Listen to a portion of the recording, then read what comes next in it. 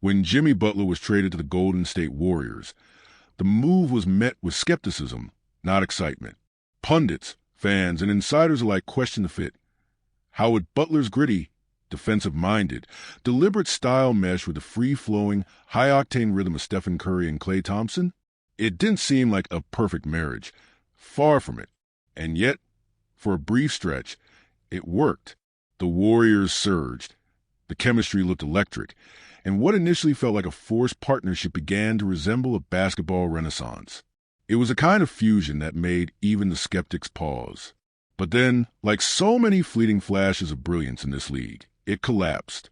The unraveling began with Curry's hamstring injury. One moment, the Warriors were contenders again. The next, their title hopes were on life support. And in the vacuum Curry left behind, all eyes turned to Jimmy Butler. This was the moment, his moment, to justify the blockbuster trade, the contract, the shift in identity. But when the spotlight shone brightest, Butler faltered. This wasn't supposed to be the script.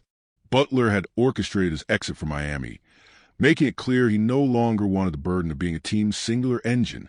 He yearned to play beside a true number one option, someone to carry the scoring while he did the dirty work. And in Golden State, he found that in Curry. But when Curry went down, the burden naturally shifted. All Butler had to do was hold the line. Just one win, not a 7-game series, not a finals appearance. Just one game to keep the door open for Curry's return in Game 6. But that door slammed shut and fast. Butler's stat lines in Curry's absence were not just underwhelming. They were haunting. Just 11 shot attempts in a do-or-die Game 5. Only 20 combined over the previous 2 games. He wasn't just quiet. He was absent in moments that demanded assertiveness. For a player being paid over $120 million in the next 2 years, those numbers don't just raise eyebrows. They provoke outrage. The Warriors didn't need a miracle. They needed urgency. They needed effort. They needed the heart and fire that Butler had become known for, especially in the postseason. Instead, they got a whisper when they needed a roar. Minnesota, meanwhile, looked like a team on a mission. Anthony Edwards was unstoppable, not only putting up points but elevating his teammates. 12 assists, a career playoff high, underlined just how complete his performance was. The Wolves had 20 assists by halftime of Game 5 alone. Their defensive rotations were airtight, and they threw waves of defenders at Butler. Jaden McDaniels with length, Anthony Edwards with athleticism, Julius Randle with physicality, and Rudy Gobert lurking as a rim-protecting force. It wasn't just good defense. It was surgical. And against that wall, Butler simply didn't have an answer.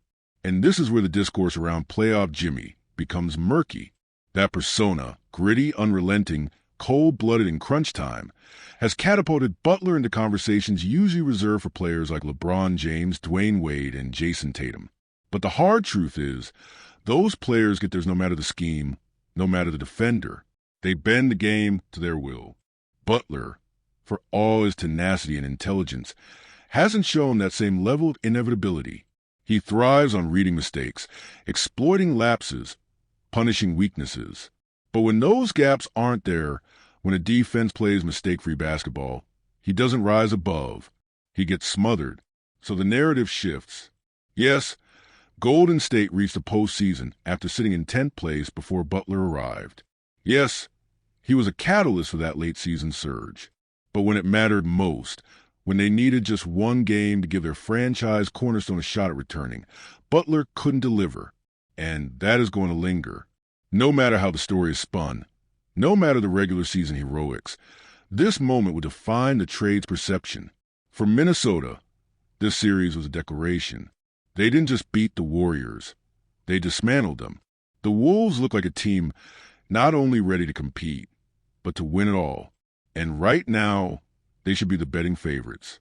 Their depth, defensive tenacity, and Anthony Edwards' ascent put them in elite company. But back to the Warriors, this series wasn't about what they lost. It was about what they lacked. And with Curry sidelined, that spotlight turned on Jimmy Butler, and the stage was his alone. He didn't need to win a war. He just needed to hold the damn line. But instead of fighting, he faded. Instead of swinging, he stood still. Instead of taking the reins, he deferred. And when the curtain closed on Golden State's season, it wasn't because they got outgunned. It was because their second star never showed up to the battlefield.